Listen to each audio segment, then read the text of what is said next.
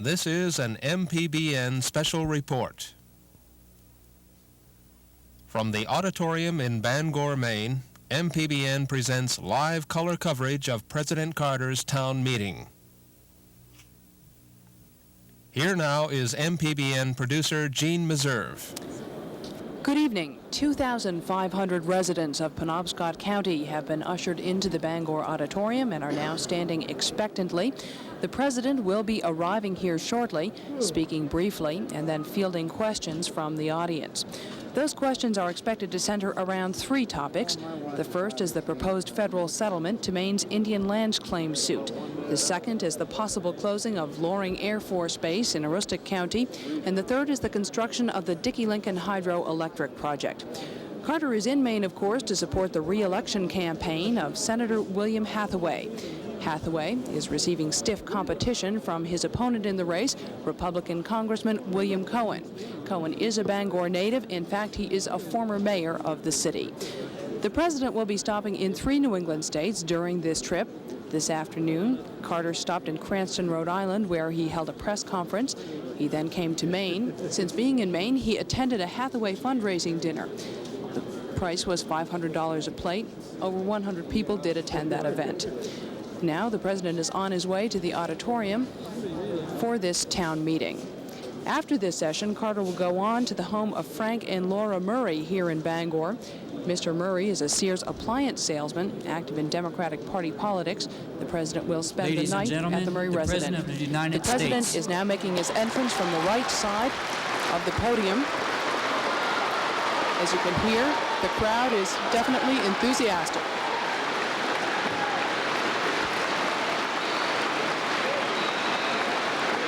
Flanked by security agents, the president is making his way to the podium, shaking hands as he goes along, smiling broadly. Cameras going off left and right.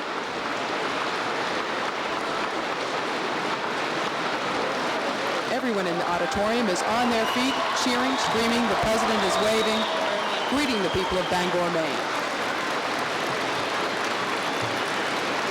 Thank you very much.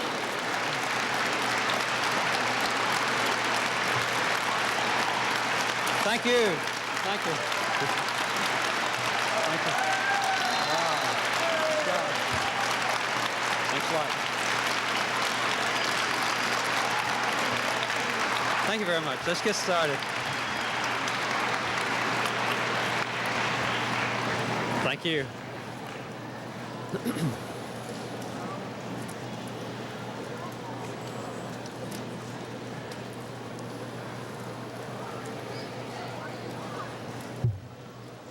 This reminds me of 1976, in the latter part of the campaign, not the first part, because when I came to Maine for the first time, no one knew who I was or cared.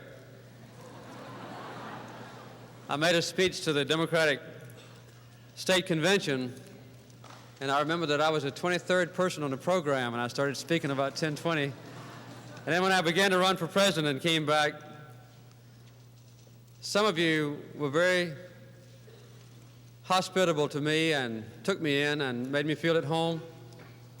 Later, my wife came, my 3 sons, their wives, my Aunt Sissy, my sister Ruth, my mother, and maybe later Billy will come as well.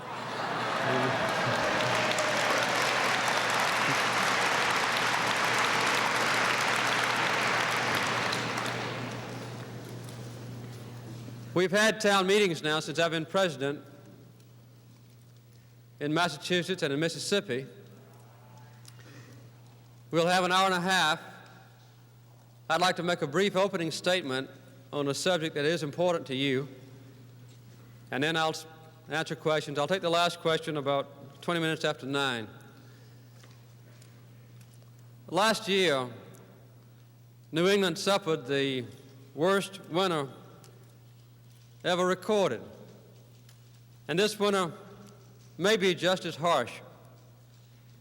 Certainly the blizzard of 1978, just 10 days ago, will go down in history, along with the terrible blizzard of 1888. You're expert in an average year in contending with freezing weather and winds of gale force and in handling large snowfall. And yet, in some ways, you are more vulnerable to winter than any other section of the country. You don't have access to cheap supplies of natural gas or oil, and you are heavily dependent on imported energy, primarily oil. It costs you more to heat your homes and your factories here than it does anywhere else in the 48 states in this country. Alaska, maybe a little more. But even now, Alaska has cheaper supplies of oil. Your jobs are in danger of leaving Maine, some of them, because to provide a certain amount of heat, the energy costs you about 45% more than the average place in our country. No part of the nation has suffered more from a lack of a comprehensive national energy plan than has New England.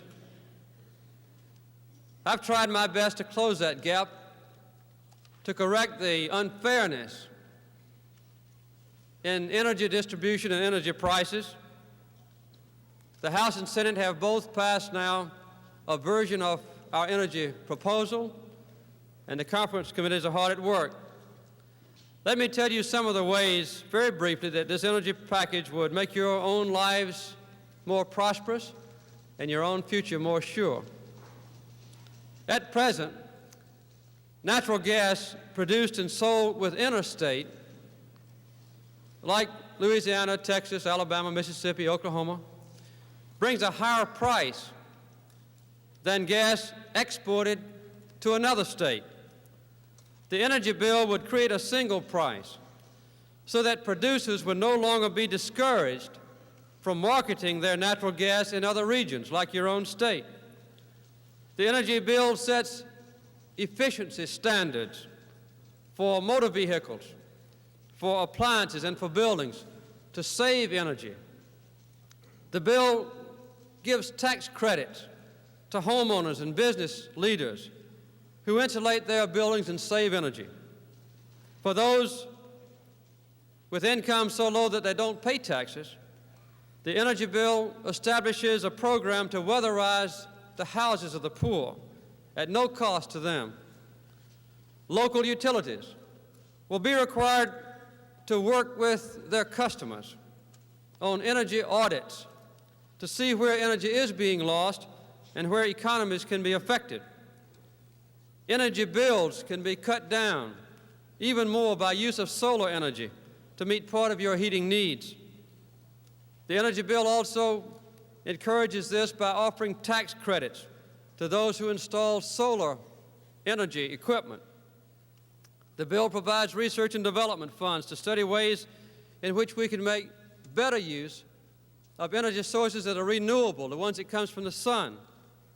One of these, obviously, is wood, which has traditionally been an important fuel throughout much of New England and also in my own home state of Georgia. But wood can be used in many new and innovative ways, and we aim to explore those ways by research and development. I don't mean to suggest that any of these things can come about easily or overnight. The problem of energy has been ignored too long for us to expect any quick solution. But we need to start down the road, or we will never bring our demand for energy into balance with our continuing supply. Nor are there any attractive shortcuts. Our progress will be slow and sometimes hard to measure. But we must save oil, we must encourage energy production in our own country, and we must shift to more plentiful supplies of energy. One immediate step that we can take is to lessen our dependence on foreign oil by conserving energy now. Some people have argued that conservation, the elimination of waste, will slow down our economic growth and cost jobs. But this is the opposite of the truth. Not only does energy conservation create jobs in the building industry and elsewhere, but conservation also means saving money by the efficient use of energy. It means a return to self-reliance in energy matters. Simply stated, conservation means thrift. And since when does thrift mean stagnation? Any New Englander knows the answer. We must have a good, sound, comprehensive national energy policy. You know the answer to that. And now I'm ready to take your questions on other issues.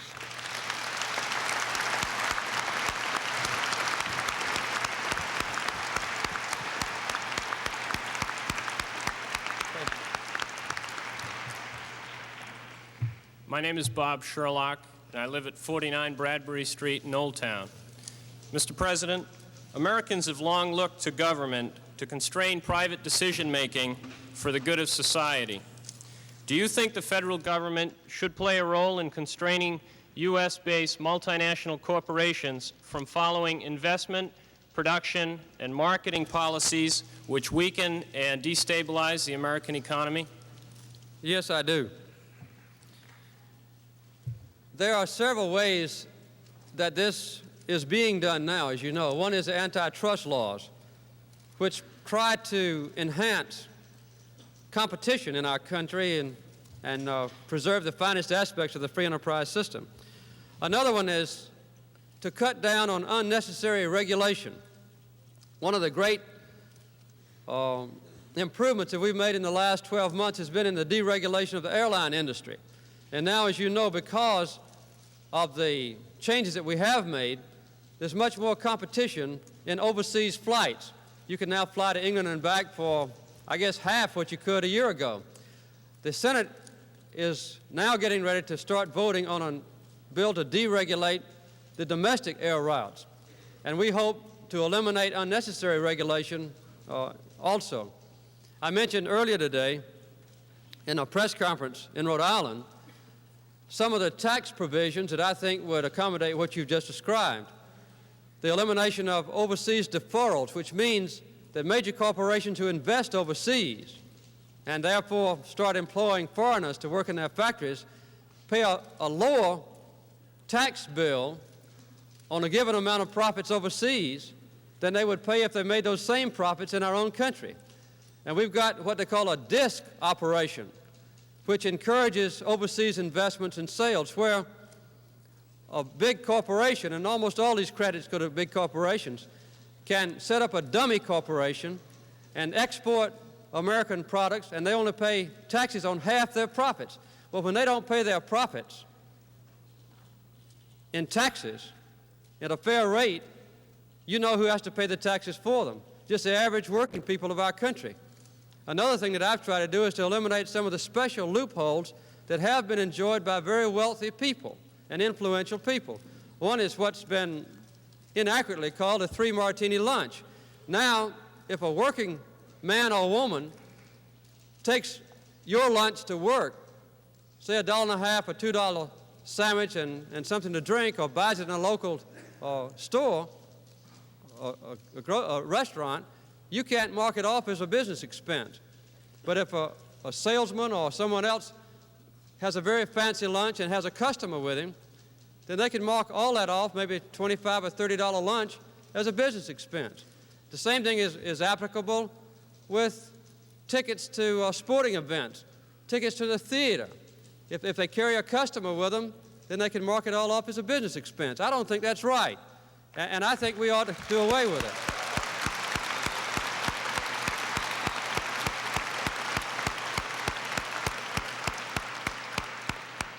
But it's very difficult for the members of Congress to support these kinds of tax reforms, because the more influential people are, the more of these tax breaks or loopholes they've gotten for themselves, and the same ability to hire lobbyists to get the tax breaks in the first place keeps those lobbyists who are very effective in Washington now to preserve the tax breaks for them. And the average working family doesn't know anything about it. And I think it's time to have comprehensive tax reform. So I'd say antitrust, deregulation, tax reform, intense competition, brings out the best in our free enterprise system and does not hurt business, it does not hurt employment. In most instances, in my opinion, it would help employment. Thank you. Thank you.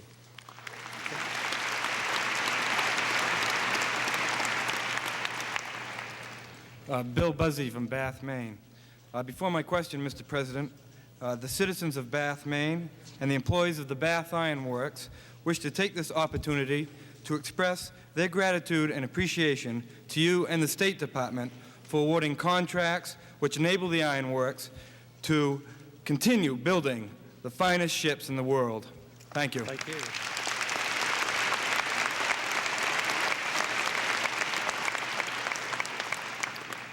I might interrupt you to say that in the 1979 budget, which I've just sent to the Senate, we have 8 more patrol frigates.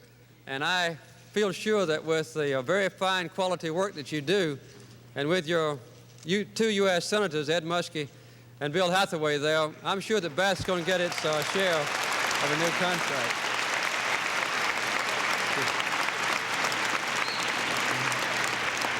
Well, keep them coming. I will. Now, what was your question? All right. Do you support Senator Hathaway's stand on the Dickey Lincoln Power Project?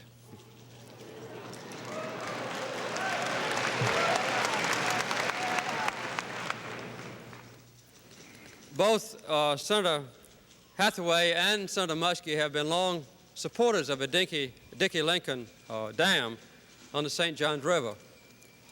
We will make a decision, I will make a decision, on the dam after August. We have an environmental impact statement that will be coming to me, I believe, on August of 1978. And until that time comes, I will not decide whether or not to put my request for that dam in the 1980 fiscal year budget. As you know, we did put enough money in the budget this year to do the basic research and the preliminary planning for it and to complete the environmental statement. But I will not decide that until after August when I get the statement about the environmental impact. Thank you very much. Thank you.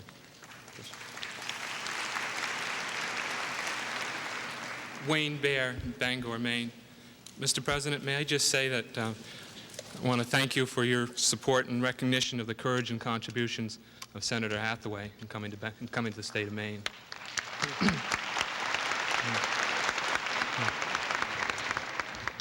You have been accused, unfairly I believe, of sending Congress too many legislative proposals.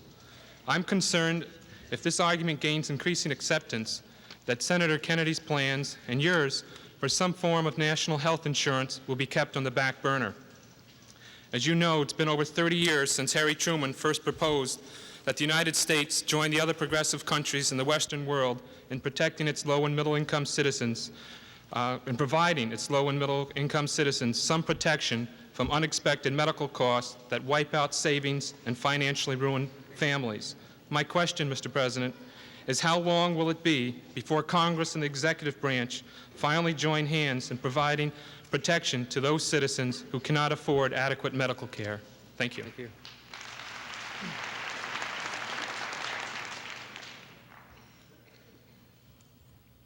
As you know, I've been in office now for 13 months, and most of the problems that affect our nation, I inherited. And I think that this past year has been a good opportunity for us to address those difficult questions. Energy, we've never had a comprehensive energy proposal put forward. Welfare reform, which the House is now working on with its special committees involved. Reorganization of the federal government, the establishment of a new department. Op energy.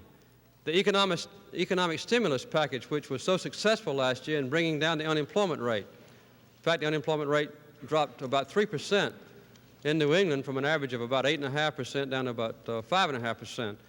We've also, on the foreign field, gotten deeply involved in the Middle East in a comprehensive settlement effort, and the Panama Canal treaties are very difficult political questions that are not popular, but are crucial to our nation. And I know that Congress has been hard at work trying to deal with these questions, and so far, their final decisions have been very good on all these matters. I will present to the Congress before the end of this session legislation on a national health insurance program.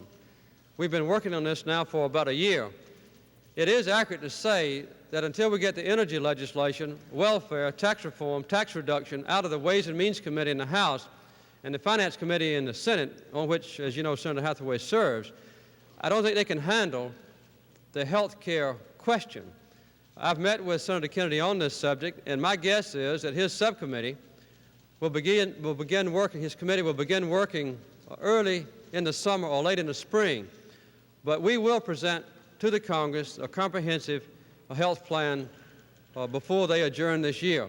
And I would guess that next year would be the time for the Congress to take action on this legislation. Thank you, Mr. President. Thank you very much.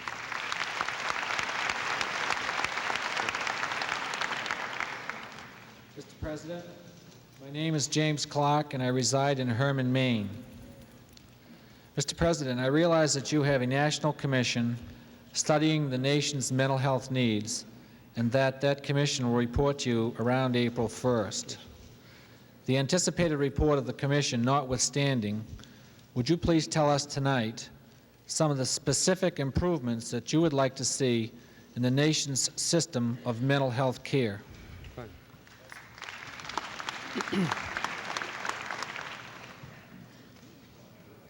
As you know, before I was president, I was governor of Georgia for 4 years, and my wife, Rosalind, and I both undertook the mental health program in our state as a major new task.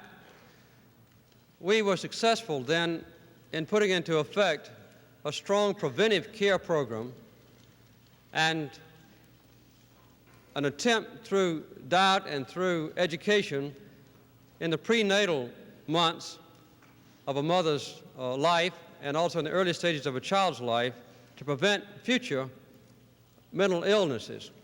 We also emphasized the shift away from incarceration in large mental institutions into community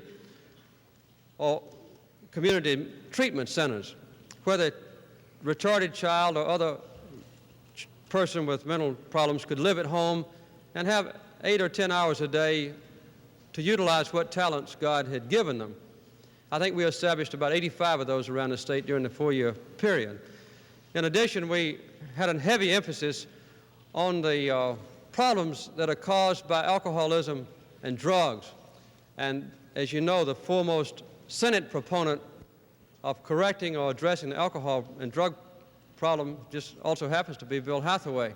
He's been an innovator there, particularly the effect of excessive uses of alcohol and drugs on a mother before a child is born. My wife is heading up the commission that you referred to that will make a report to me in April. One of the things they asked for was a heavy increase in research and development funds, even in the new upcoming budget. And we've advocated, I think, $39 million to start a much more heavy research program in mental health. So I would say that on a federal level, we would emphasize these major things, similar to what we did when I was governor of Georgia, and many other states are already doing these things. We have a need for increased funding. We had the Title 4A program, as you know, a while back, where local people could set up in an abandoned house or a storefront a place for retarded or other mentally afflicted people, and we had a good response there. I think once you give a local group an image of what can be done, almost every family, knowing some person with a mental problem, can help. So I would say prevention, research and development, a combination of treatment in the physical and mental health field, an increased use of paramedical personnel and even non-trained personnel for rehabilitation and care, the utilization of federal funds to match local and private funds and state funds in setting up community treatment centers. Those are some of the things that will be part of a new program. But I'll have to wait until my wife gets through with the commission in April before I can give you a better answer than that. Thank you, Mr. President. Thank you.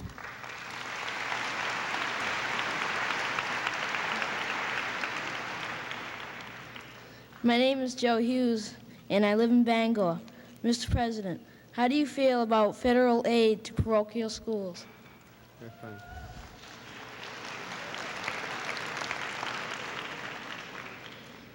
Thank you very much, Joe. Well, within the bounds of the Constitution of the United States and the ruling of the federal courts, I'm in favor of it. We have, in our own state, while I was governor, authorized the payment of a certain amount of state money to students who went to any of our colleges in the state, whether they were state-owned or related to religious institutions. And this was declared constitutional in our state, and we did it. We also are providing textbooks and other assistance to students in parochial schools. I think that's completely legitimate. As you know, the Congress is restrained in its passage of legislation on that subject because the Supreme Court and the federal courts have ruled that direct aid to religious institutions, even including schools, is prohibited. I think it would take a constitutional amendment to completely open up that subject. So I would say, to summarize it, within the bounds of federal court and constitutional prohibitions, I would be in favor of giving aid to the parochial school students whenever possible.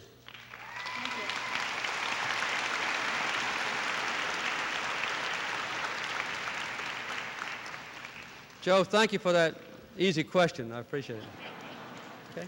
Mr. President, my name is Bobby Burr. I'm from the Canoe City of Old Town.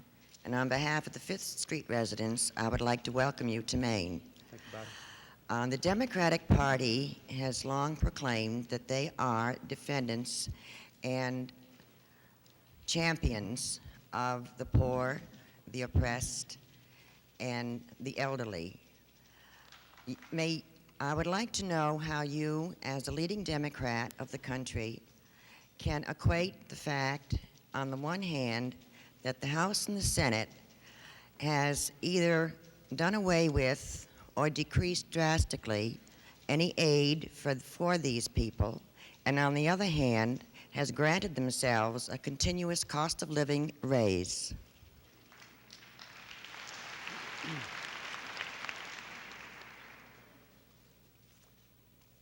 I think that under a Democratic or Republican presidents, there have been substantial increases in the salary and the other benefits of members of the Congress. And the same thing is applied to the top federal employees. I'm sure that it's been the case with state employees and others who serve in local government. I think that we have done a great deal to help the elderly and those who are unemployed and those who have been suffering from chronic poverty. The Democrats were the ones who initiated Social Security. The Republicans unanimously, with one exception, voted against Social Security. The Democrats were the ones that advocated a minimum wage when it was only 25 cents an hour. The Republicans voted overwhelmingly against it. The Democrats were the ones who initiated rural free delivery of mail to farmers and isolated families. The Republicans voted overwhelmingly against it. The Democrats initiated Medicaid, Medicare, the old age programs that we presently have in existence. The Older Americans Act was co-authored by Bill Hathaway, and in many cases the Republicans voted overwhelmingly against it. This past year, we initiated a strong economic stimulus package, and I think our economy was helped greatly. I just pointed out a few minutes ago that the unemployment rate in New England, which had been 8.5% when I took office, dropped to 5.5% in 1 year. I can't predict that that downward rate is going to continue. I don't know about the future.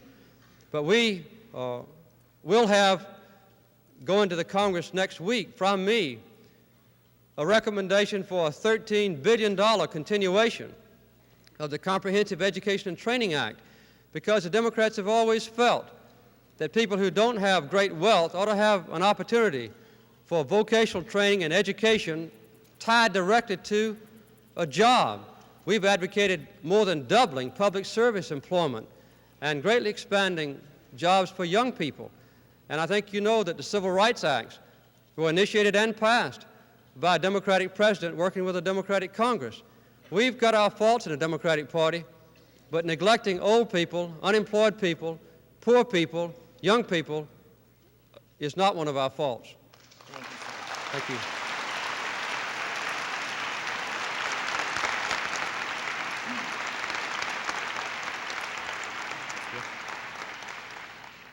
Mr. President, my fifth grade class would be upset if I didn't say hello for the fifth grade class of Hitchborn Middle School in Howland, Maine. Thank you.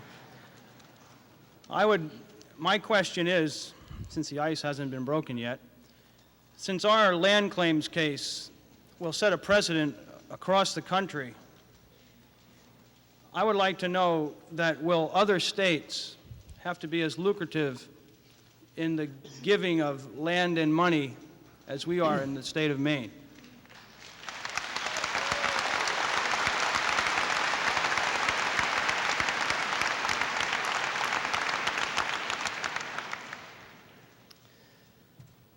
As you know, the Indian claims case in the state of Maine was initiated, I think, about 1971, when copies of old treaties were discovered and the Indians felt that they had a legitimate claim in court.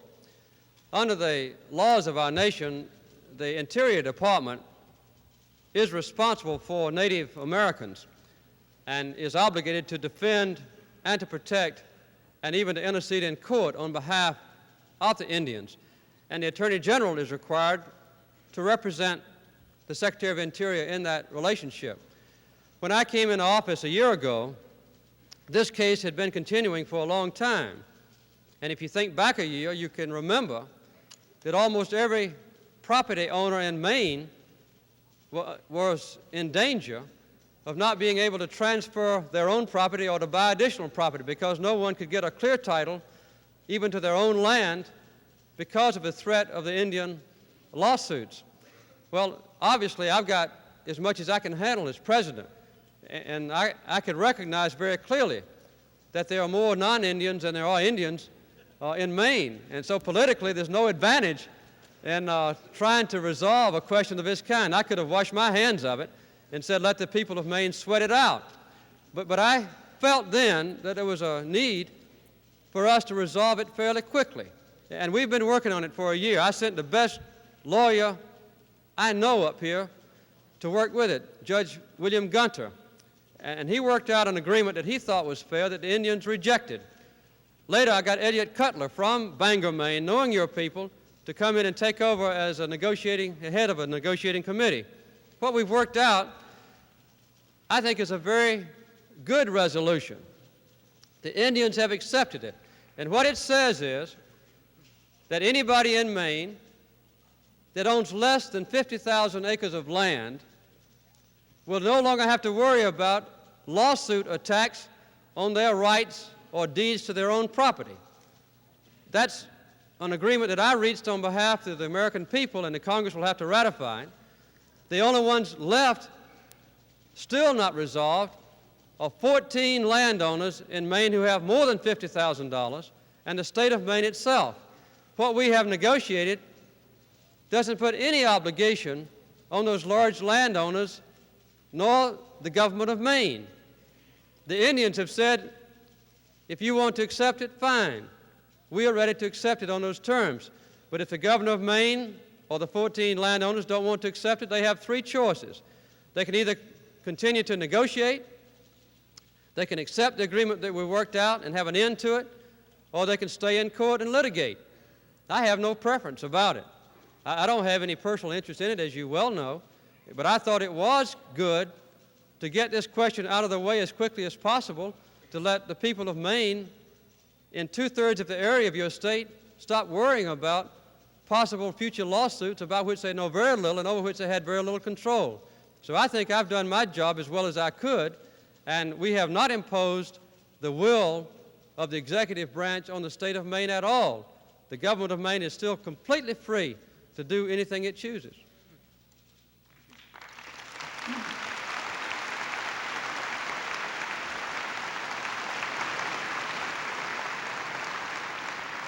one other part of your question, how many other states will be in a similar condition? I don't know.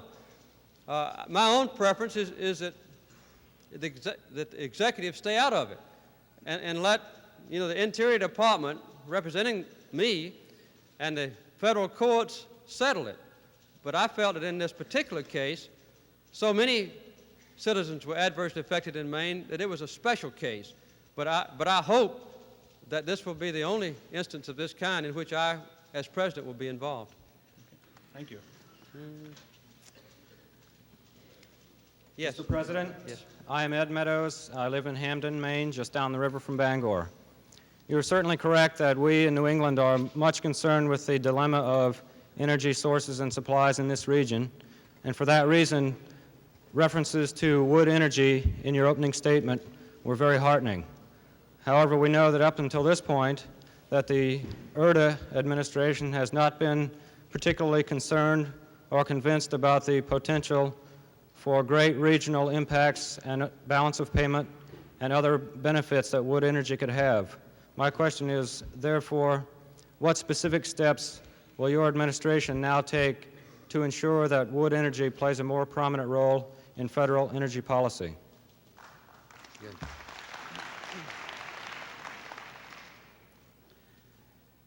Last November, I think, or maybe December, I had the state forester from my own state come up to Washington to meet with me and to meet with the head of the American foresters who works in the agriculture department to expedite research and development in the use of wood for energy.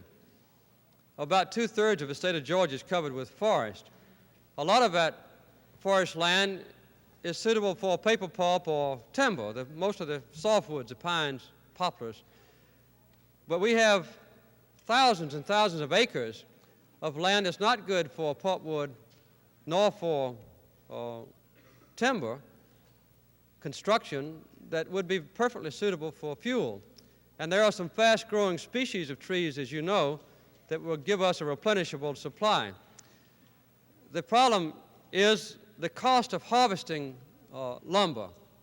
We're now experimenting with chippers that can take a whole tree and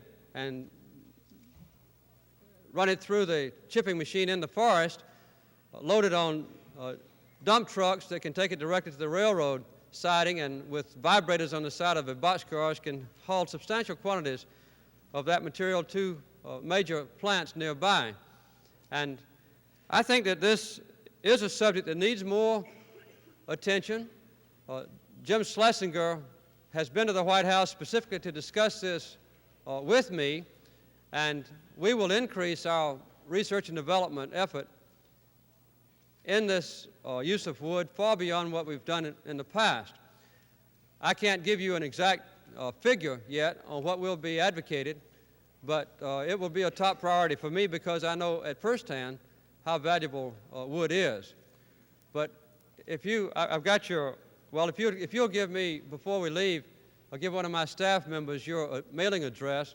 I'll get Dr. Schlesinger to give you in writing a more specific answer, spelling out in detail what projects we have underway now and what we advocate for the future. Thank you very much. We appreciate your understanding of this issue as a scientist. Thank you. Thank you.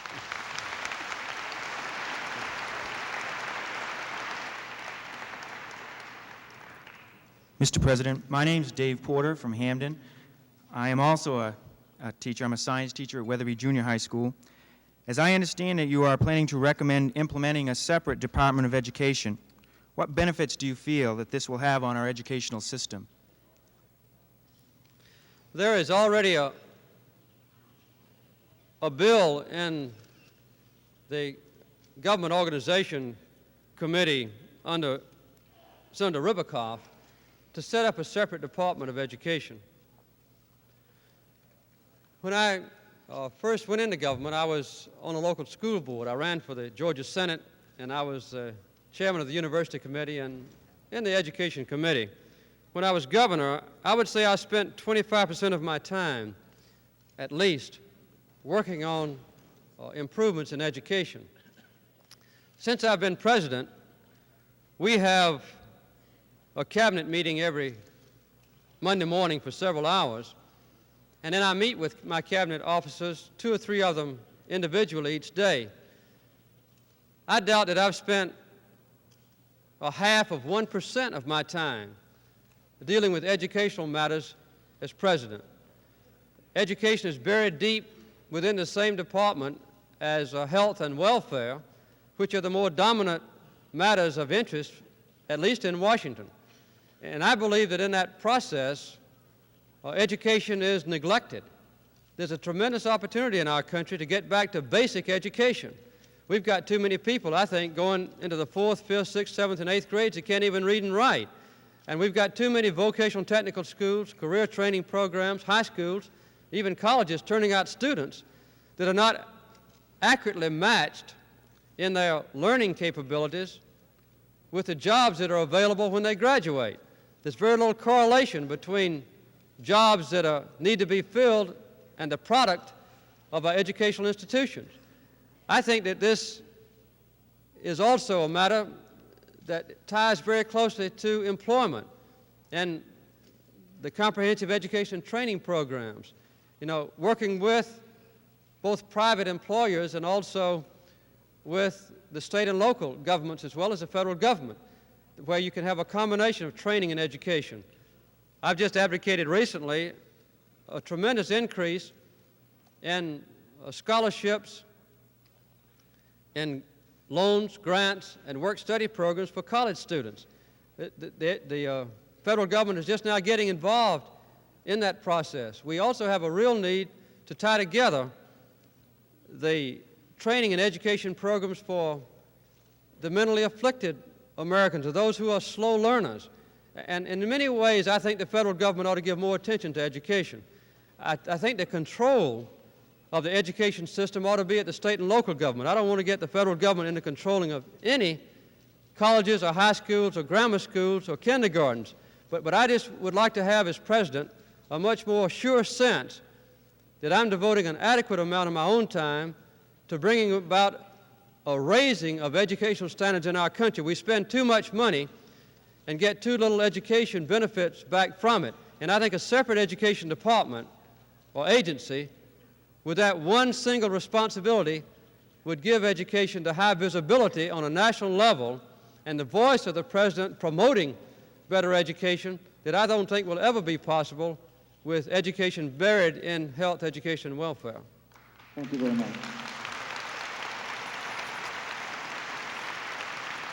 Thank you. Mr. President, my name is Mary Smith, and I'm from Bangor. During your campaign for president, you made a firm commitment to put more women in decision-making positions should you become President of the United States. I was on the State Steering Committee for the 51.3 Carter Mondale campaign. Do you feel that your administration has, in fact, put more women in decision-making positions than your unenlightened Republican predecessors?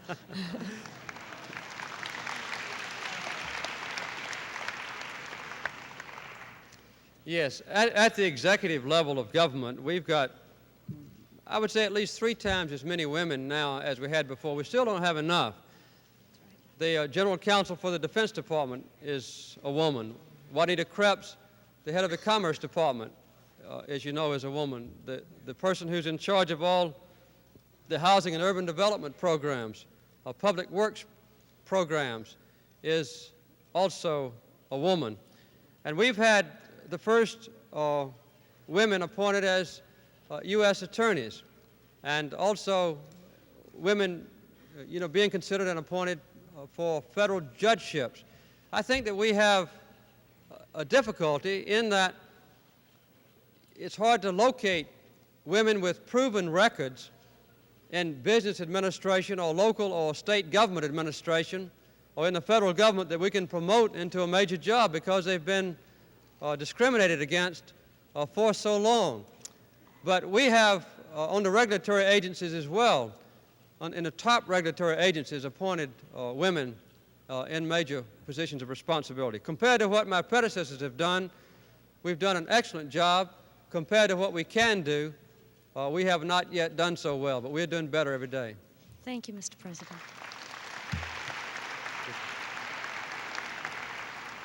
Mr. President, Morris Shea, 36 Grove Street, Bangor. Mr. President, there's been a lot of talk in recent years about the role of the Federal Reserve Board and its impact on our economic welfare. How do you envision the Fed's role under your new chairman, Bill Miller, and do you feel that they will be of help to you as you try to meet your goals? The Fed should always be independent and not subservient to a president. I think I'm sure that you are well aware that the President, the Congress, and the Federal Reserve Board have a joint responsibility under our legal structure. I, as President, for instance, can, with my cabinet, make many administrative decisions that concern the rate of spending of money, what month the money is spent, what part of the country the money is spent in. I can propose the overall budget figures, and the Congress quite often complies within reasonable limits with the President's proposal. The Congress has an equivalent responsibility, for instance, in the tax laws. They can modify very quickly the tax laws, giving an instant rebate, which has a profound effect on the economy. And at the same time, the Federal Reserve, in controlling the flow of money into and out of the banks, can determine how much money is extant at one time and indirectly control the interest rate. So I think those three can balance one another. I had a good working relationship with Arthur Burns, and I have a great respect for him, and I think he did a good job. As you know, his major concern was inflation. But I think that under his administration, which was combined with a Democratic Congress and Democratic and Republican presidents, including myself, the inflation rate continued to grow up, and I think the interest rates last year went up too much. I don't say that in criticism of him. But I think Bill Miller will be an outstanding person. I felt it was time to bring in a tough, competent business leader into the Federal Reserve Board system and not just a professional economist or even a banker. Bill Miller is someone who's intimately familiar not only with business management, but he also understands international trade problems. And he's been one of the most dedicated and unselfish public servants I've ever known in trying to enhance job opportunities for minority groups, young people, Vietnamese veterans, and so forth, working with private business. I think Bill Miller will bring a very well-balanced approach between controlling inflation on one hand, enhancing the value of the dollar overseas with sound international trade practices, and at the same time, he has a heartfelt commitment to cutting down the unemployment rate.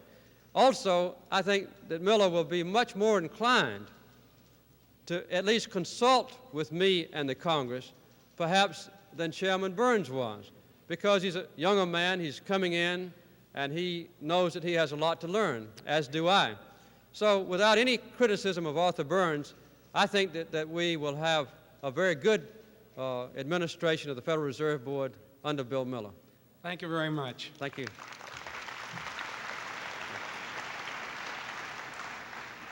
Mr. President, my name is Bill McDonald. I'm a Master Sergeant in the United States Air Force, and I live here in Bangor, Maine. My question, Mr. President, is what are your feelings on the proposal to close Loring Air Force Base?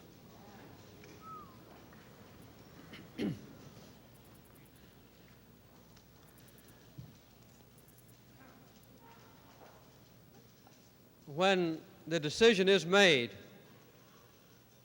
probably later on this year, almost surely later on this year, I'll make a judgment as to what I think is best for our country.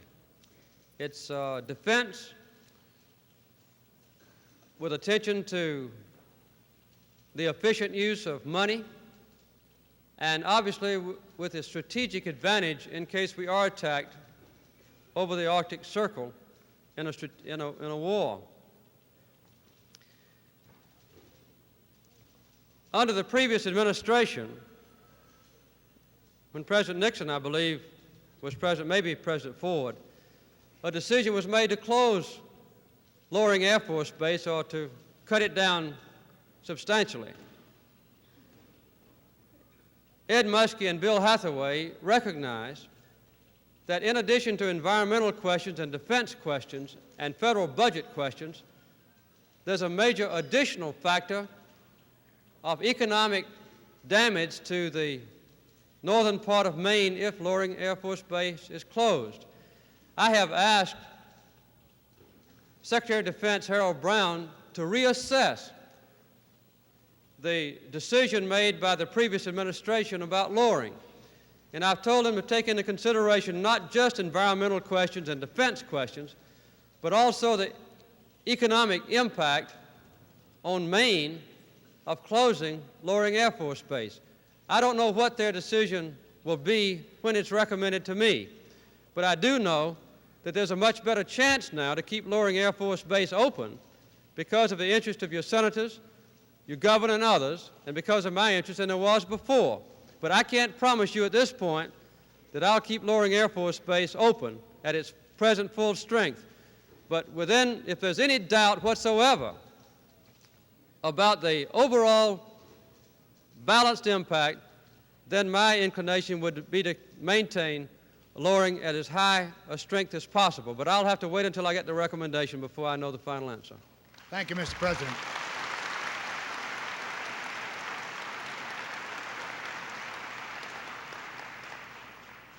My name is Elizabeth Vickery. I live in Orrington, Maine. Mr. President, during your election campaign, you stated you were against using federal funds for abortion. Yes. Congress has recently passed a restrictive Hyde Amendment. Could you give me your view of HEW's liberal interpretation of this amendment?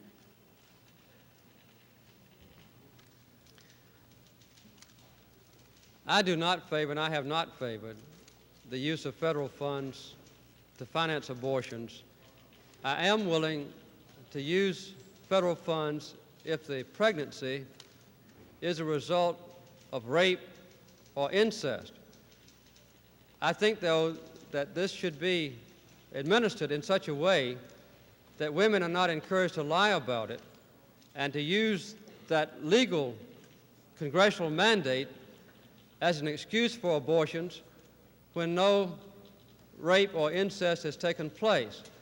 And if it appears to me and to Joe Califano, who feels the same way I do about the question, that the ruling is being abused and that women who have not actually been raped or had a pregnancy caused by incest, then I would favor a tightening up of those HEW regulations. I think we ought to be very strict about the administration of the law and the ruling.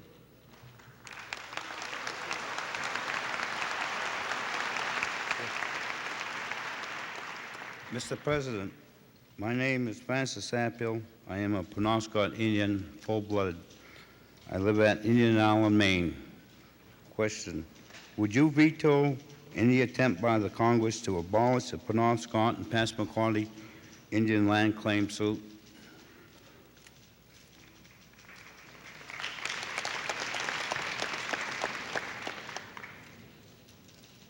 I doubt that I'll face that prospect. I can't imagine the Congress abolishing a lawsuit by statute.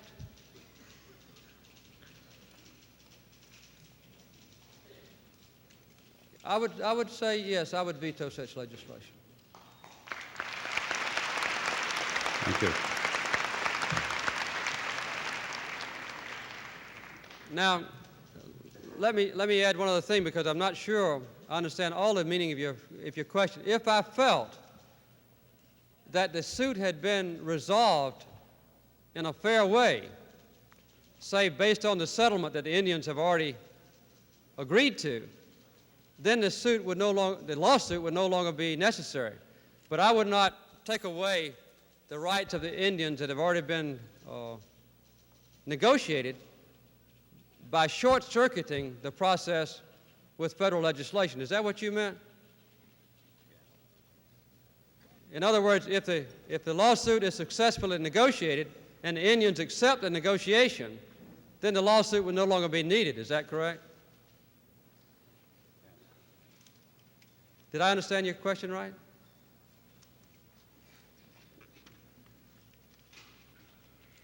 Would you veto any attempt by the Congress to abolish the Passamaquoddy and Penobscot Indian land claim suit? The answer is yes. I would veto any legislation that would try to resolve the whole Indian claims question just by abolishing your suit. Yes, I would veto that. Thank you.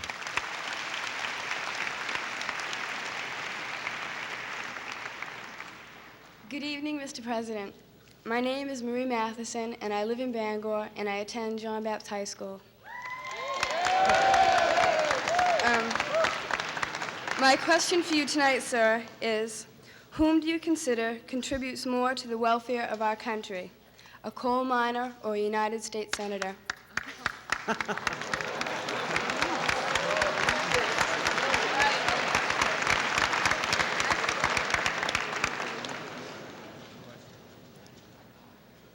Well, as you know, there are coal miners who are now United States Senators.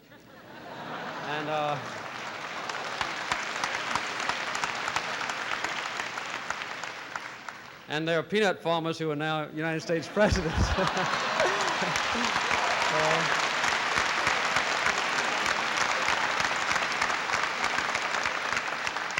So I don't think you could say who contributes more. Quite often when someone does become a United States Senator, it's because in their own profession, whether it be a college professor or a school teacher or a farmer like myself or a miner or perhaps an engineer or business executive or a lawyer, they have shown leadership qualities. And they've either been in the Congress or been a governor and proven to be a good representative of many people, and because of the trust that they've built up among people who know them, they've been sent to the United States Senate in a much more responsible job. Obviously, a U.S. Senator has more impact as one person on our nation's attitudes and perhaps its welfare than one individual or coal miner would.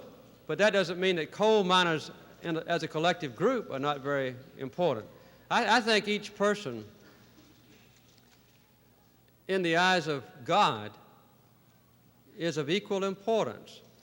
And I would guess that many coal miners, if they never go away from their homes more than 10 miles, could do as many or more great things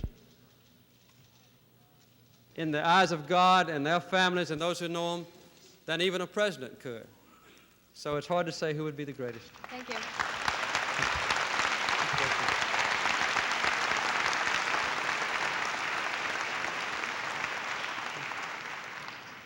Mr. President, my name is Kathy Lewis, and I'm a resident of Vesey, Maine. My question for you is, with the recent news concerning defaulted governmental educational loans, will there be new and stricter requirements when applying for a government-guaranteed loan? For college education? Yes. The answer is yes. In the comparison of federal employees' names with students who have deliberately defaulted on loans, we found many people who are now drawing a good government salary who just did not pay their student loan.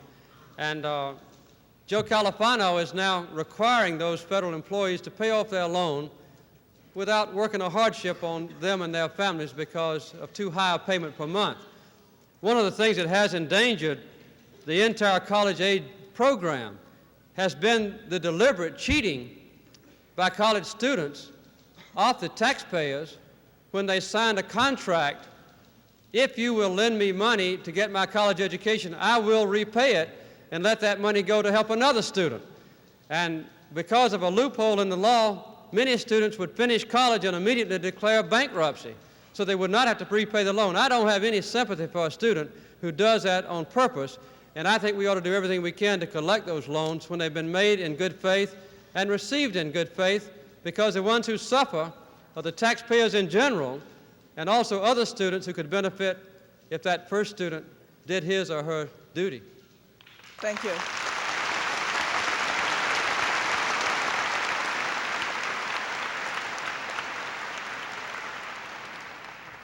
My name is Sharon Corvey, and I live in Bangor.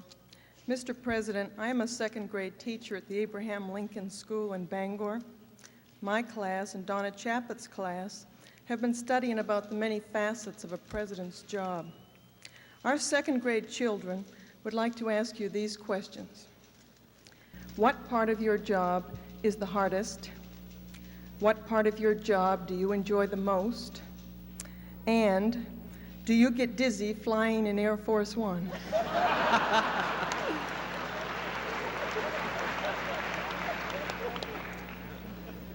Can I take my choice?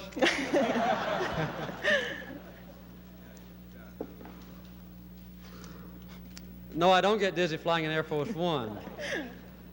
Sometimes on a long trip with a lot of stops and not much rest and time zones changing, you know, I can't say that I'm particularly in charge of all my faculties, but I don't really get dizzy. I think the most enjoyable thing that I have to do as president is just to realize the tremendous history that has preceded me in the White House and what our nation stands for and the difficulties and challenges that have faced the American people and the courage and strength and the cohesiveness of Americans in overcoming those difficulties. Every single president has lived in the White House except George Washington. The White House was built while he was president. And I walk through the White House sometimes, you know, alone and see the portraits there of Thomas Jefferson and his little writing case, and go into Lincoln bedroom where the Emancipation Proclamation was signed, and think about the difficult times they had, and the time of Harry Truman and Franklin Roosevelt when we fought the Second World War, and Woodrow Wilson at the conclusion of the First World War. And I think about the strength of our country. So I think the most gratifying thing is feeling that the American people have trusted me, that I'm part of this tremendous nation, and that I share a heritage and a history and a future in the greatest country on earth. It's a very reassuring thing. I think, obviously, the most difficult thing is to recognize the limitations of a president's power. There's so many things that I would like to do instantly that take a long time. But I think in general, that frustration that I feel is a good thing. The balance of power between presidents and governors, between the president and the Congress, between the Congress and the courts, although it's frustrating, it also is good. There are some difficult decisions that I have to make. Assault treaties with the Soviet Union. I would like to be able to eliminate nuclear weapons from the face of the earth and prevent other countries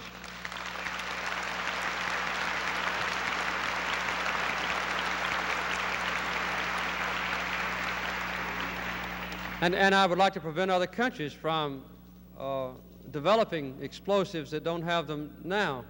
And I would like to see the Middle East peace negotiated. And, you know, I would like to see a good health insurance program and welfare reform, and the state and the federal government rather reorganized. The tax system reformed. I have to negotiate and work with the Congress. And sometimes I'm impatient. But then the more I've gotten to know the individual members of the Congress, the more I see that they have a special experience and an expert knowledge that I don't have, and they bring up questions that I haven't thought about. So I have to be very cautious about how I move forward. In general, though, I would say that I have enjoyed being president. Our family is close together now. We enjoy the house where we live in. It's convenient to my working place. And the salary is very good, and the perquisites are nice. And I think the reception of the American people has been good so far. We've addressed some very controversial questions, and I feel that I've got adequate support from the American people. So I think that the most enjoyable thing is knowing that I'm part of a great nation. The most difficult thing is the limitations that have built in to a president that makes his actions checked and balanced with others both internationally and domestically, but I think it's one of the greatest jobs I've ever had. Thank you.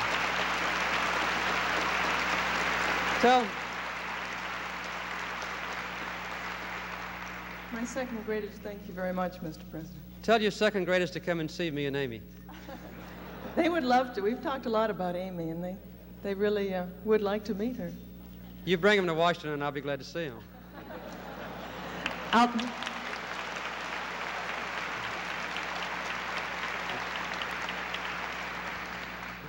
Good evening, Mr. President. Yes. I would like to ask the question on employment as far as the handicaps are concerned. Are we going backward or forward? I think in the last 12 months, in carrying out the mandates of the Congress, with the implementation of employment standards in the federal and state local governments and also in private industry, that we've made the greatest step forward in ensuring handicapped Americans' rights that we've ever taken. I think most of the groups that represent handicapped people agree that this is true. It applies not only to jobs and to educational opportunities, to special education grants and loans that are available, but it also applies to physical facilities, the design of buildings, the design of buses and other transportation available. So I think that we've made a major step in the last 12 months, not because I initiated it, but because we carried it out, a decision that Congress had made before. So I think we're moving forward with the handicapped. Mr. President. Yes. Please send our fondest wishes to your wife, and we love you. Thank you very much.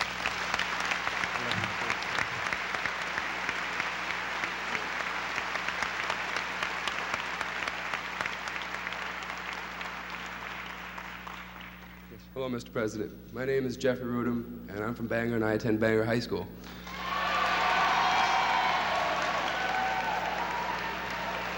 Mr. President, don't you think that it's contradictory to sell arms to Middle East countries when you're pushing for peace?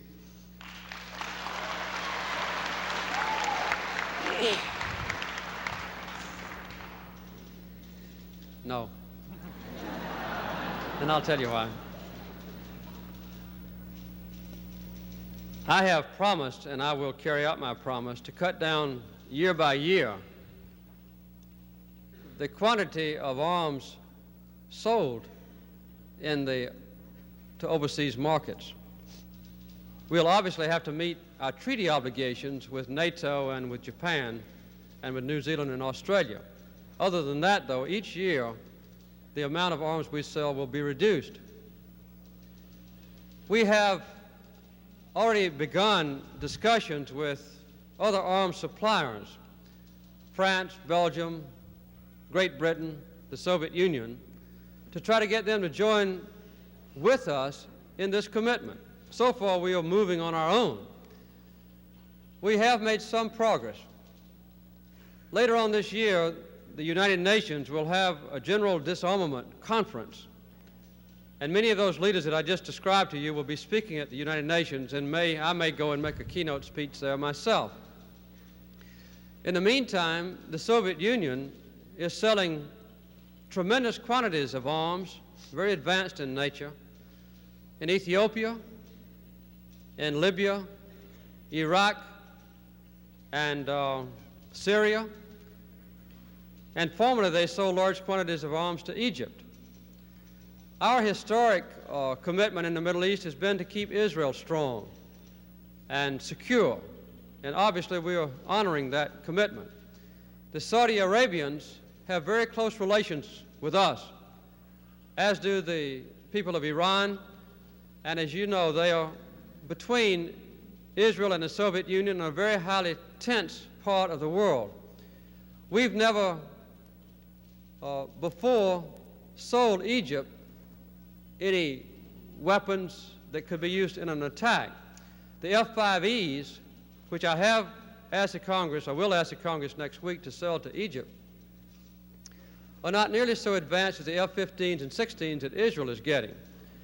And no one could think that the F-5Es could challenge a F-15 or an F-16. But you have to remember that we cannot abandon our own friends in the Middle East. If we did, Egypt would soon be overrun from Libya or perhaps even from Ethiopia, and we cannot afford to let that happen. I might say in closing that it's not a matter of confrontation between Saudi Arabia and Egypt on one hand and Israel on the other. We're trying to negotiate a peace settlement there, and I think we have an excellent chance to succeed this year. But Egypt has to be able to meet the threat from other sources as well. So we're doing three things to recapitulate. We're trying to get other nations to join in with us in cutting down the sale of advanced weapons around the world. Unilaterally, we are cutting down the quantity of arms we sell overseas. At the same time, though, we have to meet the legitimate defense needs of our allies and friends so that they will be secure. Thank you very much, Mr. President. Thank you.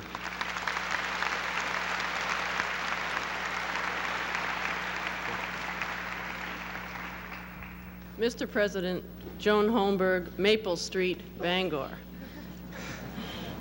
Each state is currently undergoing much debate and legislation over malpractice insurance due to the problem of increasing premiums from the increasing financial awards. How do you feel the federal government could help in this dilemma, which might in the long run be able to keep down the cost of medical care? One of the things that has been done in some states is to have a three-person board that acts as a mediator for a given hospital community, where the doctors agree and the hospital agrees and the patients agree that when they go into the hospital, if there is any malpractice involved and the patients suffer therefrom, that the patients would choose one member of the negotiating board, the doctors would choose one member, and perhaps either the courts or those two would choose another. And instead of going into a lawsuit where the doctors might suffer from unscrupulous lawyers, that would be negotiated between the patient and the doctors and a fair payment made. That's one legal procedure that has been used in some areas.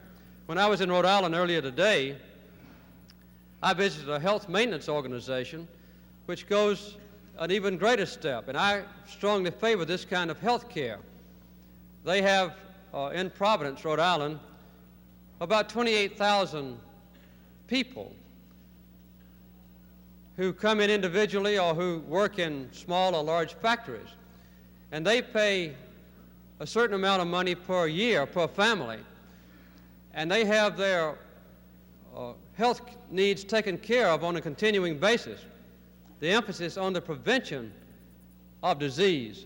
Every adult goes into the clinic where I think 25 doctors work, and they have a physical examination complete once a year.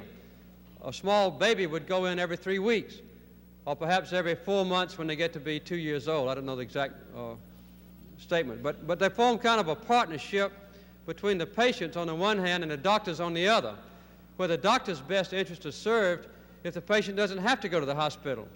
The average cost for excellent health care there, including hospital cost, is about half the cost for Americans on an average, and they use the hospital about half as many days per year as the average American does.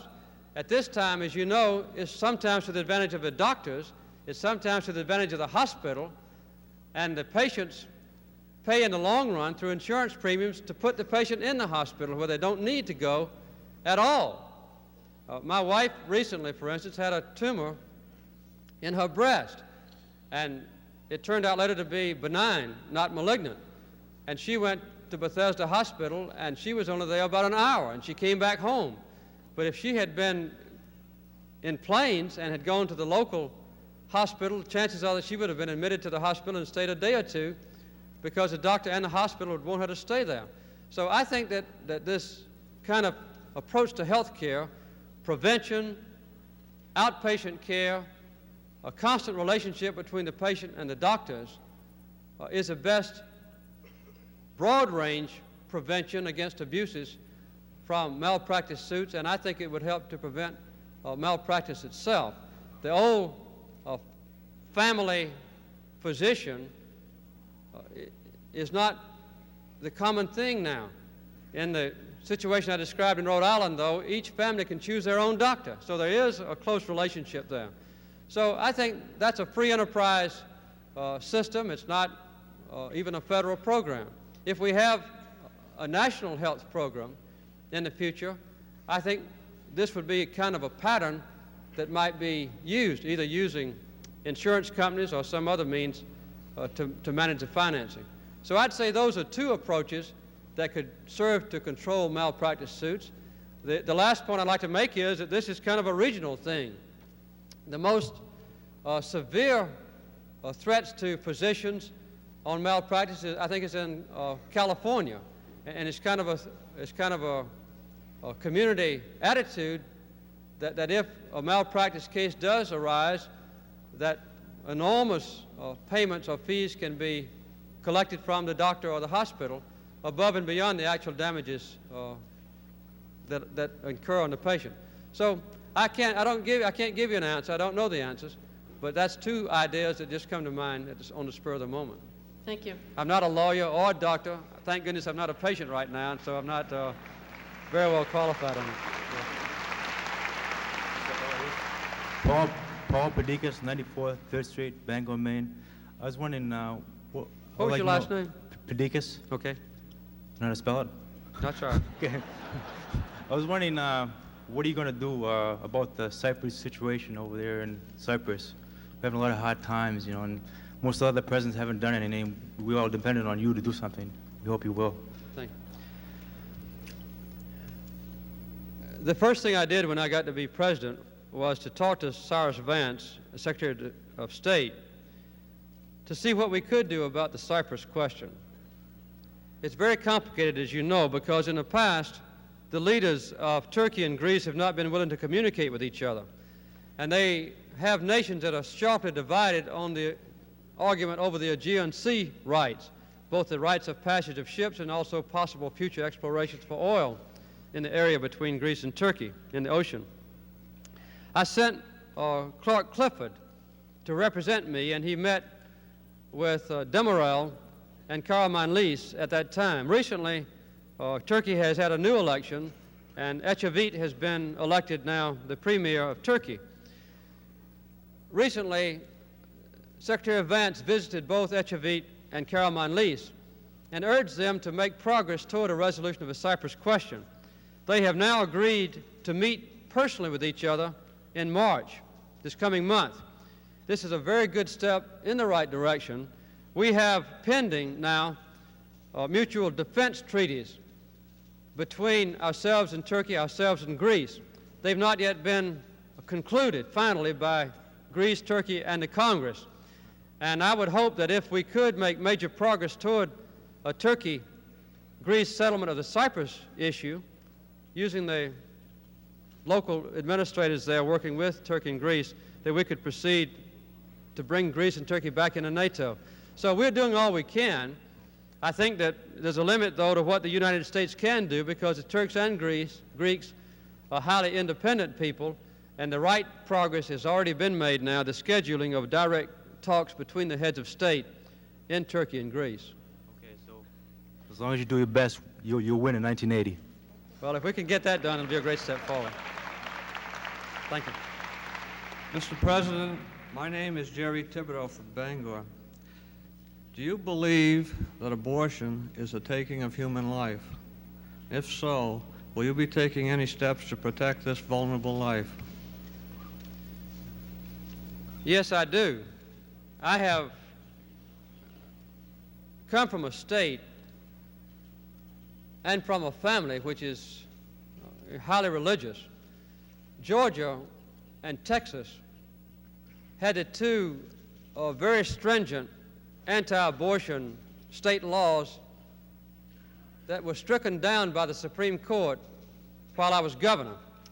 As soon as that was done, under my leadership as governor, Georgia passed the strictest abortion law that was permissible under the Supreme Court ruling.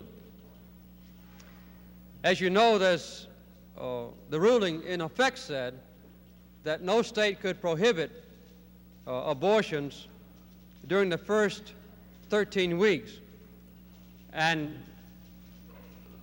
later in the second and third trimesters that they could prevent abortions. Georgia took that stand in a very strong way. As president, you know, I favor, as I said earlier, the prohibition against the use of federal funds for abortions, recognizing that under the Constitution of the United States, as interpreted by the Supreme Court, states are authorized to permit abortions under certain circumstances. So I do think that abortions are the taking of a human life, and I have done and will do all I can to minimize the need for abortions. I might say that there are things that can be done to prevent an unwanted birth, an education program, the availability of contraceptives for those who believe in their use, family planning programs, more easy adoptions, and so forth. And we are moving on those areas too.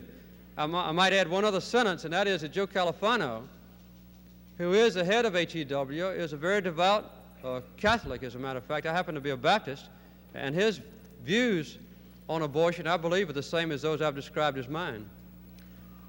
Yes. Can I add one thing? Please. I think the effect of the Supreme Court decision has been to legalize abortion on demand for the full 9 months of pregnancy, rather than just the first trimester. But the point I was trying to make is that a state, if it wishes, can prevent abortions in the second and third trimesters. A state cannot prohibit abortions, I think, in the first trimester. Thank you. That's what I understand about it. Yes, ma'am. Mr. President, I'm Marie Urbanski from Orono. We agree on one fact, at any rate. I agree with you that life is unfair. And my question is this, Mr. President. Would you be willing to use the power of your office, the great moral power that you have, perhaps make a fireside chat to awaken the nation to the importance of extending the time for the passage of the Equal Rights Amendment?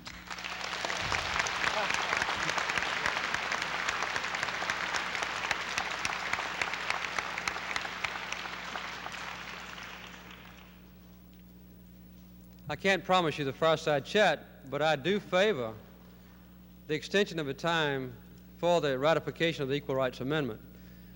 My wife, Rosalind, is in Tampa, Florida today, trying to get the Equal Rights Amendment ratified in Florida. This ruling has been issued by the Attorney General, Griffin Bell, that it would be constitutional to extend the time for ratification, and legislation will be considered by the Congress. The Congress would have to pass such legislation.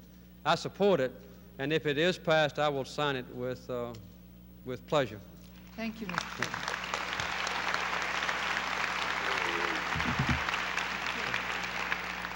Mr. President, I'm Chris Cookson, and I'm from Brewer.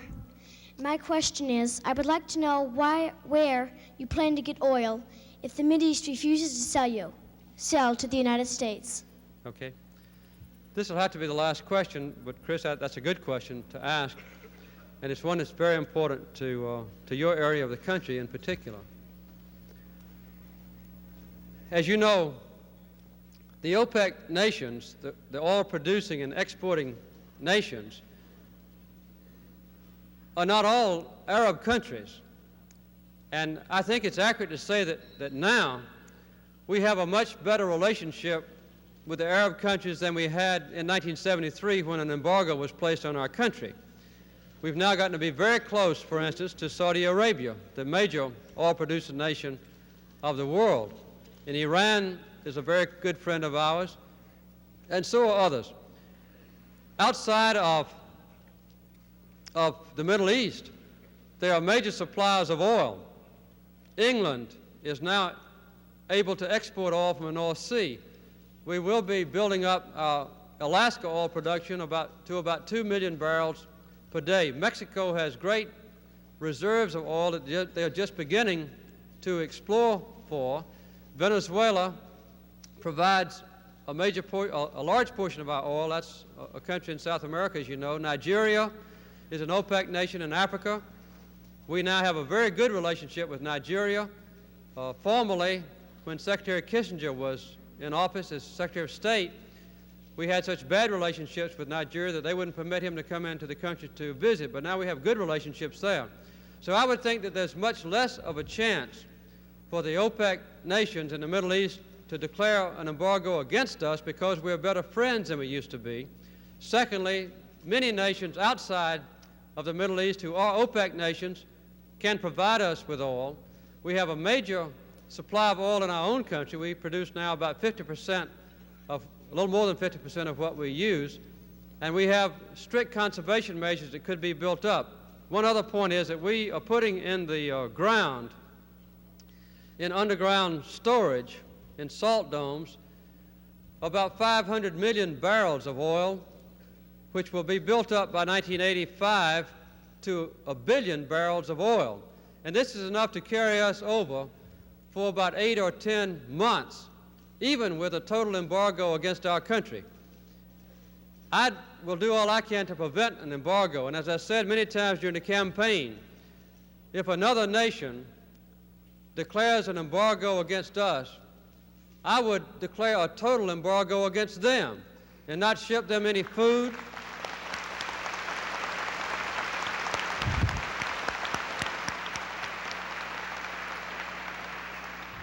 not ship them any weapons, not ship them any spare parts for the weapons they've got, and I've made that very clear. So I believe that we won't have to face that prospect.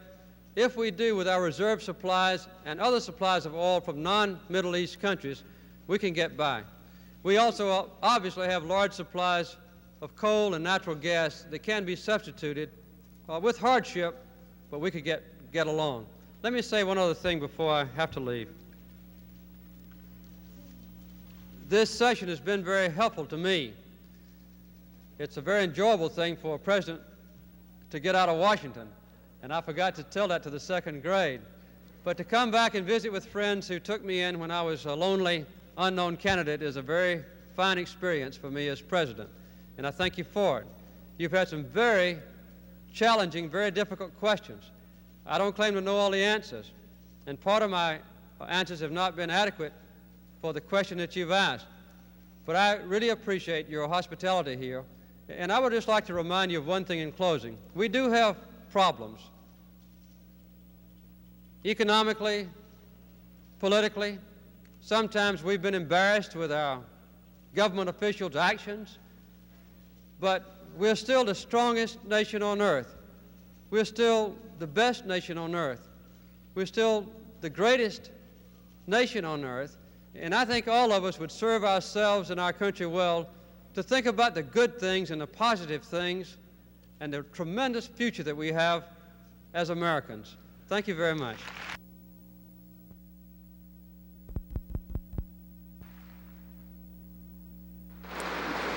The President is now waving to the audience. He's going out to do a little handshaking. Secret Service men about him, people crowding up to the rope barrier to meet the President. Bangor High School Band has struck up a tune. Once again, cameras flashing. This town meeting touched upon the topics people expected it to. Those were the Indian lands claim case, Dickie Lincoln, and the proposed closing of Loring Air Force Base. And people were applauding. It seems they must have gotten the answers they wanted. The President still shaking hands. Pictures still being taken.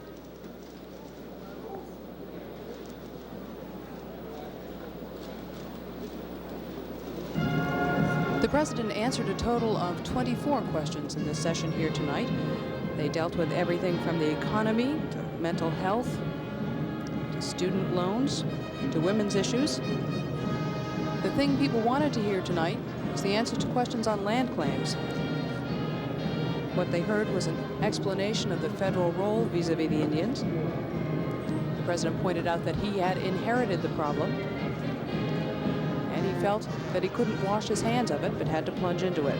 He said he felt the settlement proposed last week was a good one, but he emphasized that the state was under no obligation to accept it. He said, "I think I've done my job as well as I could." He did get applause on that answer. An Indian did stand up and ask the president whether he would veto any legislation put before him, which might ask that the entire case be dismissed. The president said yes, he would. Now there is an old Carter campaign poster being waved in the air. He's still working along the edge of the crowd. The applause here tonight did not seem to be overwhelming. There was plenty, but it seemed to be more polite than enthusiastic. At only 2 points did he receive spontaneous applause. When he said, "I would like to eliminate nuclear weapons from the face of the earth." The second time was when he said he would fight any kind of embargo with another embargo. The president is taking his time leaving the hall. He will be going to the Frank Murray residence, where he will be spending the night. Tomorrow he'll speak at a Husson College breakfast, and then he will be flying out of the state of Maine to New Hampshire for another town meeting with high school students.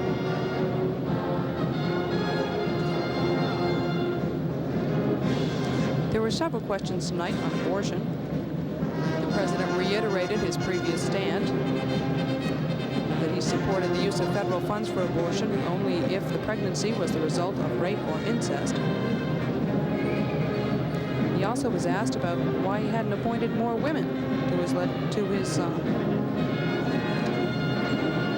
administration. And he said it was hard to find qualified women.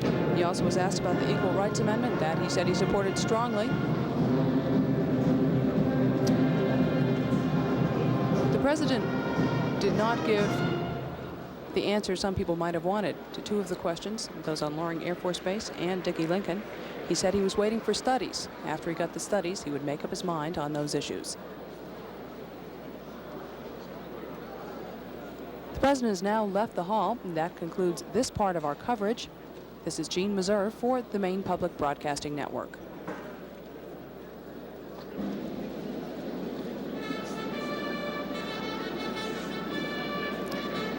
Please stay tuned for more coverage of President Carter's Bangor town meeting on the stations of the Maine Public Broadcasting Network. We'll be back after this short pause.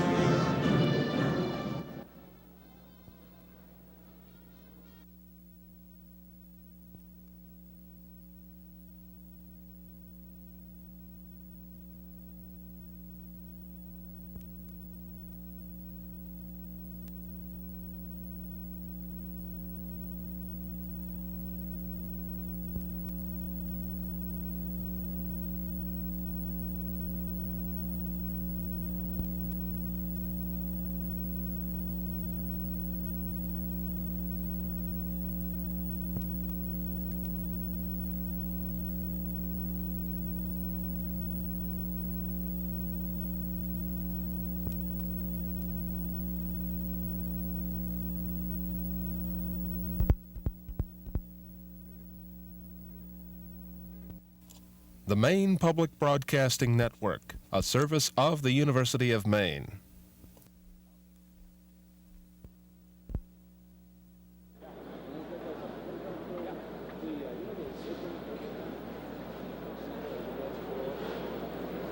We're going to ask for some reactions from members of the audience. We'll also be getting some analysis of what went on here tonight.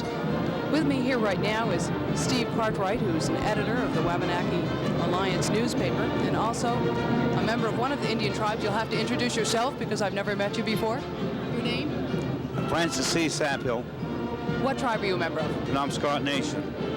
What was your reaction of what went on here this evening vis-a-vis the Indian lands claim case? Well, I was very pleased with what he said. He said he would veto it. I was pleased with that. Did you get the definite impression that he is an ally of the Indians in this dispute? Well, I couldn't really answer that.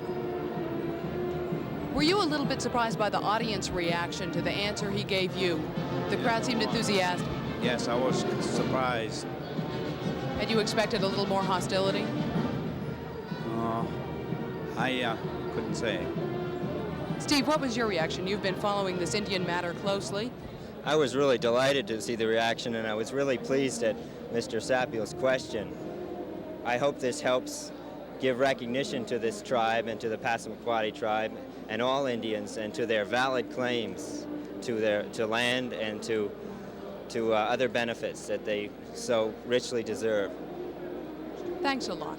Appreciate your taking the time to come here tonight. Once again, we are discussing what went on here tonight at the President's town meeting, the third town meeting he's held so far during his administration. Right here, we do have another member of the audience. We're going to ask him about his reactions. Excuse me. Can you tell me, what was your reaction to what went on here? I loved it every bit. It was exciting. I would love to do it again. I have a ticket for breakfast tomorrow morning, and I can hardly wait to go. Did you hear the questions you wanted and the answers you wanted? Well, I was interested in the Indian question. I thought he answered it very well. I was surprised there wasn't any question on the Panama Canal Treaty. I didn't have any particular one on that because I'm all for the treaty, but I was surprised he wasn't asked about it. I was very pleased. We talked at school the other day about questions on wood research, and I was very pleased that somebody asked the question. I was very, very pleased with his response. The President was here to promote the candidacy of Senator Hathaway. Did he change your vote? Well, I was for Senator Hathaway before I came to the party tonight. I'm a good Democrat, and I'm going to support the party. Would it be your impression that he might have changed the votes of a few Republicans here in the crowd? Well, I don't know. I think the election has a long way to go, Jeanne. I don't think it's a shoo-in for Congressman Cohen the way so many polls seem to indicate. I think Senator Hathaway is going to be a tough man to beat, and he has the president behind him, and he's a good campaigner. And I think he has some Republican support of his own before tonight, and I think he probably got some tonight, and I think he'll get some more. Do you think that perhaps the President should have given a harder sell to Hathaway's candidacy? Yes, I was surprised. He mentioned his name, of course, several times. I was surprised that he didn't give it a harder sell. Maybe he saved that. Maybe I wasn't at dinner tonight. Can't afford a $500 ticket. Maybe he did there. Maybe he will at the breakfast tomorrow.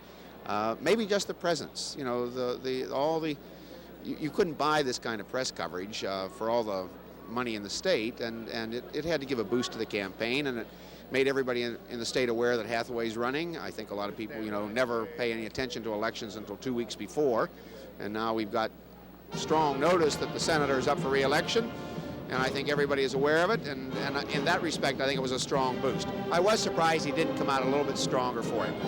Great. Thanks a lot for taking the time to talk to us. And I believe we have one more person right here. What was your reaction to the meeting here tonight? I think that the President is genuinely interested in the citizens of Maine. And I was particularly interested in asking him about the assistance to the parochial schools. I was particularly interested in finding out his views on that. And I feel that he has, an interest in providing as good private school education as we hope that he does public education. Was there a question you wanted to hear asked that didn't get asked? No, I was going to ask him about how he felt about that, and someone asked him before me, and he answered it very well. I think he is, his feelings are my feelings about a better private school system, or a more help on the government end of it. The President was here tonight to get votes for Senator Hathaway. Did he get yours? Yes, he got my vote. The Senator didn't have it before? Oh, he sure did.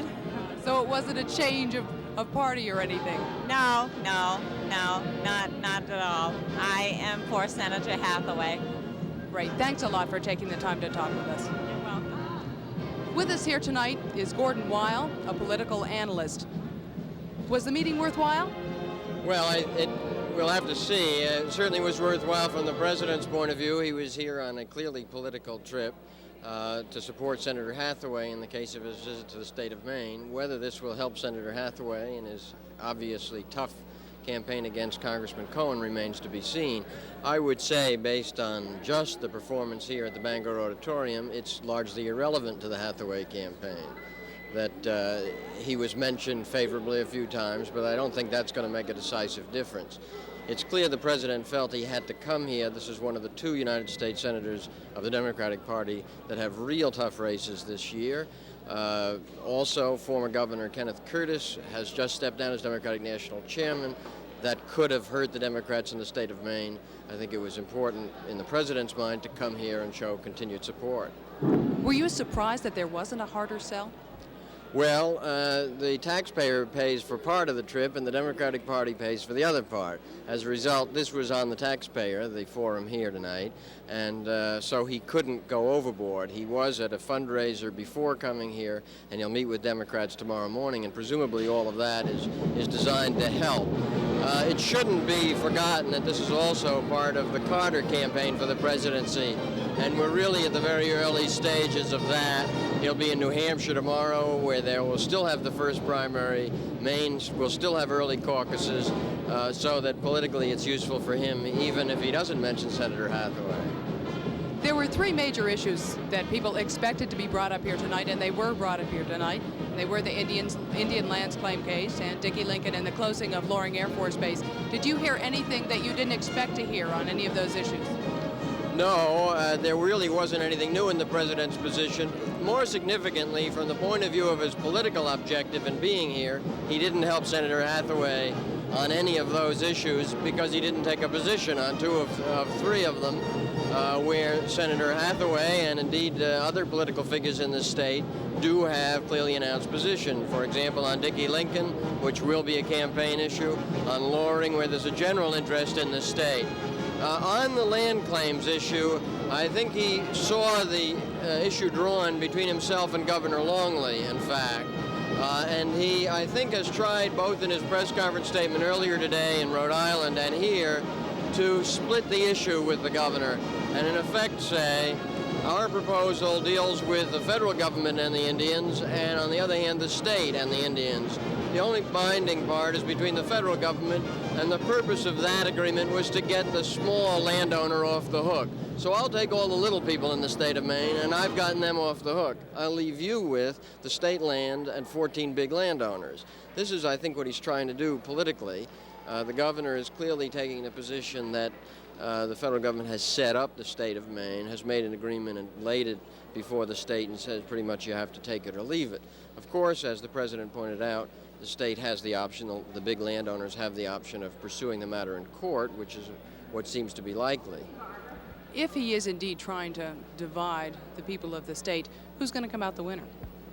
Well, I don't know. Clearly, as far as he's concerned, he would like to be well rid of this issue on the federal level. He's made it very clear tonight that he doesn't like, as president, to be dealing with Indian land claims cases.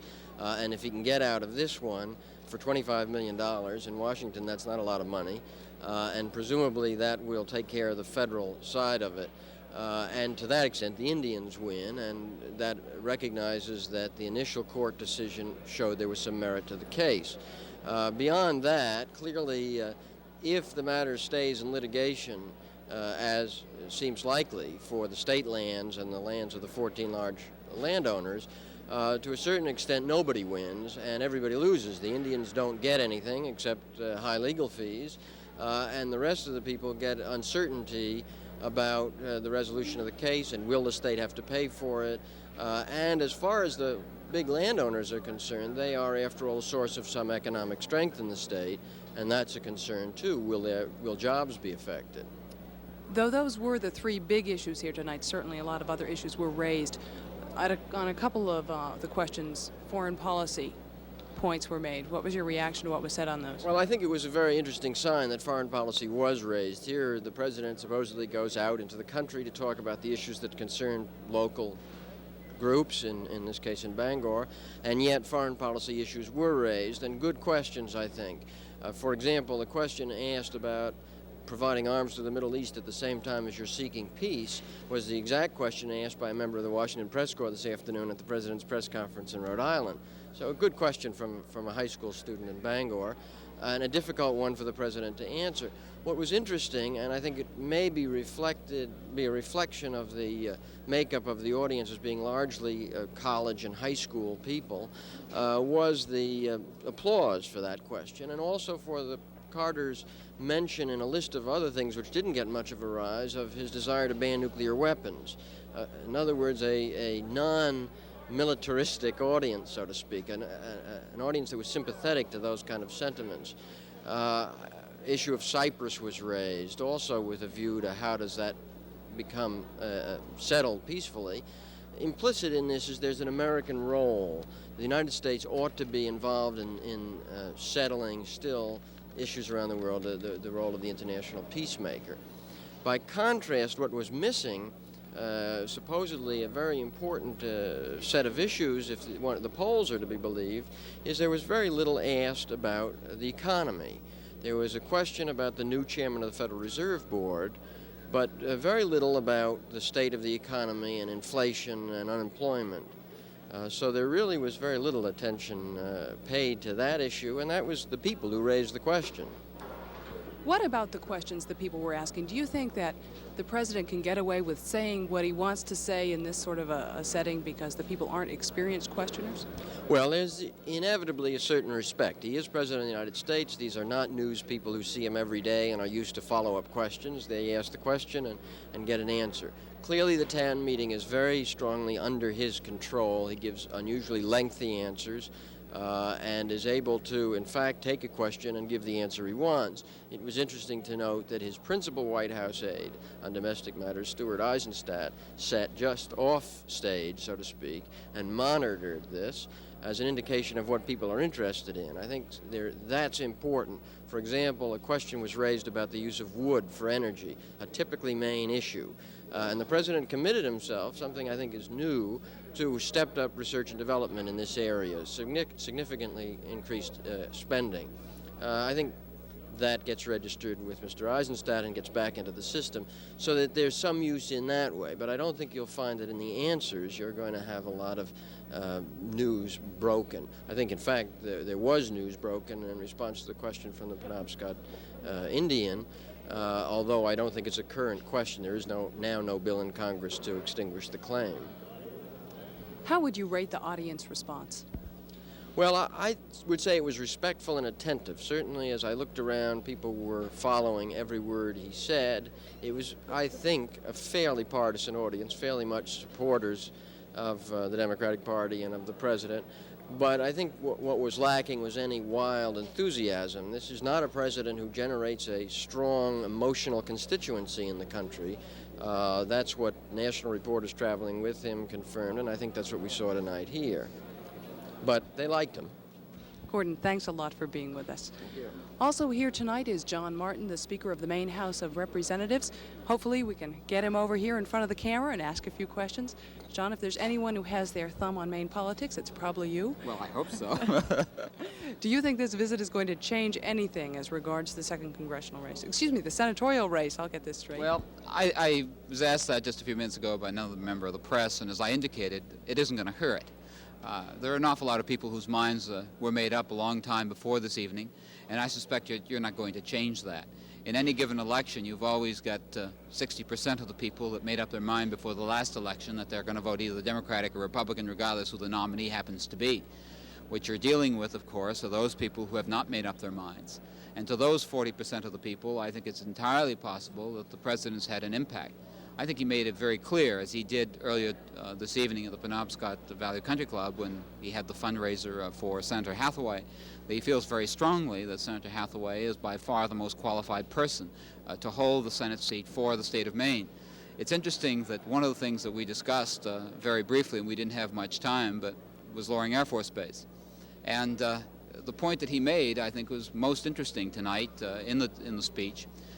First, he indicated that, at least I got the impression, he was postponing a decision from February, which is what we thought the decision was going to be, to later this year. That gives us additional time to provide additional data. That was gotten as a result of Senator Hathaway.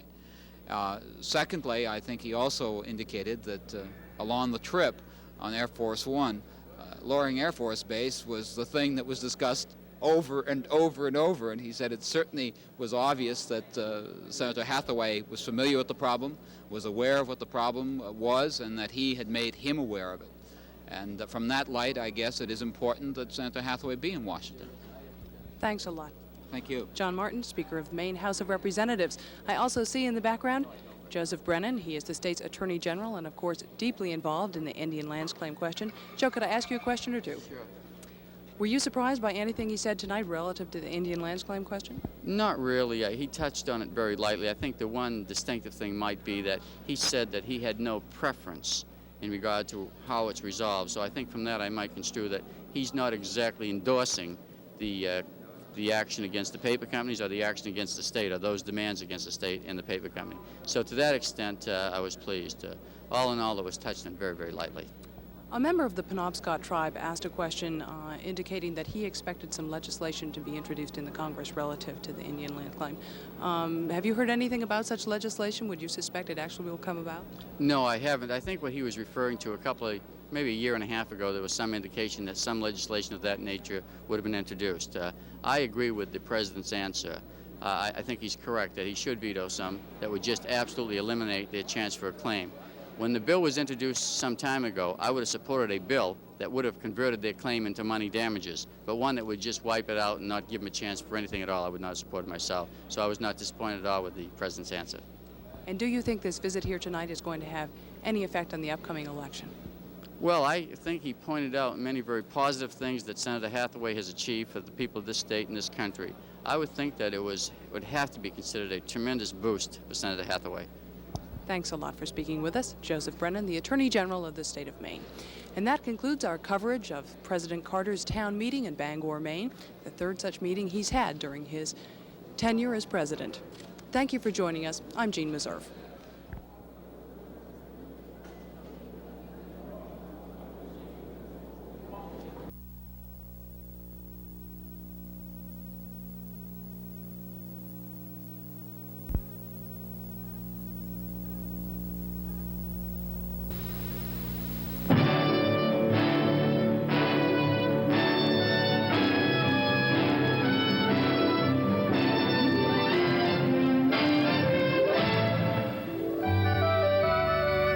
Hollywood Television Theater presents Actor, a musical look at the early years of famous actor Paul Muni, starring Herschel Bernardi and Georgia Brown, produced and directed by Norman Lloyd. Tuesday evening at 8 here on MPBN.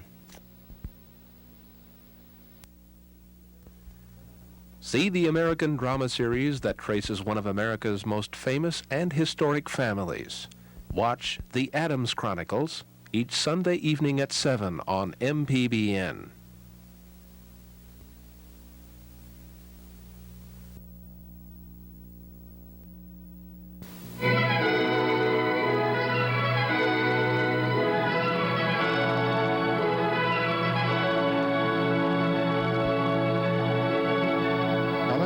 And the Boston Symphony Orchestra in Forest Murmurs from Act 2 of Siegfried by Wagner. Also in the program, Mendelssohn's Overture to A Midsummer Night's Dream and the Sibelius Third Symphony. Sunday evening at 8.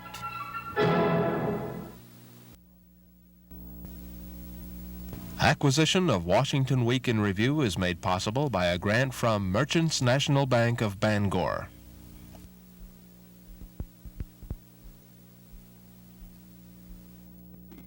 Energy supplies having been reduced to the critical level in some states.